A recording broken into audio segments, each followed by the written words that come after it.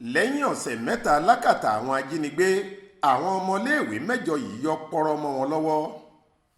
ṣìkìn nínú àwọn òbí àti alágbàtọ́ àwọn ọmọléèwé mẹ́jọ kan tí wọ́n ti wà lákọlò àwọn ajínigbé láti ọjọ́ mélòó kan sẹ́yìn ń dùn báyìí látàrí báwọn akẹ́kọ̀ọ́bìnrin ọ̀hún ṣe ráàyè jàjàbọ́ tí wọ́n ń ríbi sá lọ máwọn tó mú wọn lóǹdè lọ́wọ́ torí ajá tó bá relé ẹkùn tó bọ̀ ká kí ikú ewu ni.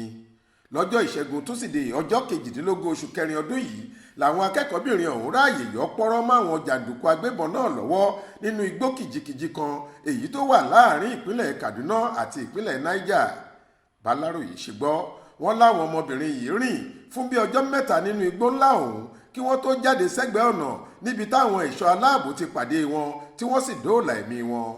Kọmíṣánná fọ́rọ̀ ààbò nípìnlẹ̀ Kaduna Samuel Aruwan tó fìdí ọ̀rọ̀ náà múlẹ̀ fáwọn oníròyìn ní lọ́jọ́ 3 oṣù kẹrin ọdún yìí làwọn agbébọn jí àwọn akẹ́kọ̀ọ́ náà gbé sá lọ táwọn ẹ̀ṣọ́ aláàbò sì ti ń sa ipá láti rí àwọn ọmọ ọ̀hún gbà jáde látìgbà náà àmọ́ tí gbogbo ìgbìyànjú wọn ń já sí pàbó.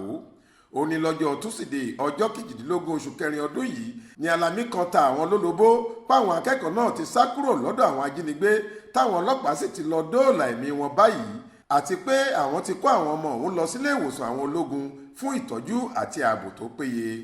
Gómìnà ìpínlẹ̀ Kaduna Nasir El-Rufai ní inú òun dùn jọjọ fún ìwà ọgbọ́n àti akin táwọn akẹ́kọ̀ọ́ náà hù pẹ̀lú bí wọ́n ṣe sá kúrò lọ́dọ̀ àwọn ajínigbé ọ̀hún lákòókò tó yẹ. Ó ní Ọlọ́run ọba ló bá wọn ṣe é ó sì pàrọwà fún wọn pé kí wọ́n má ṣe jẹ́ kí èyí dá ẹ̀kọ́ àti iléèwé lílọ wọn dúró kí wọ́n bá lè wúlò lọ́jọ́ ọ̀la.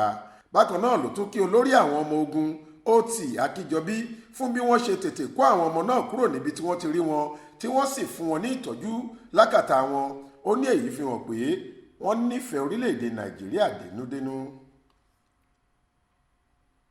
Ismail Adéẹ̀yọ̀ ló ṣàkójọ ìròyìn yìí fún iléeṣẹ́ tẹlifíṣàn Aláròye online. Faith Adébọ́lá ló kà á sétí ìgbọ́ yín.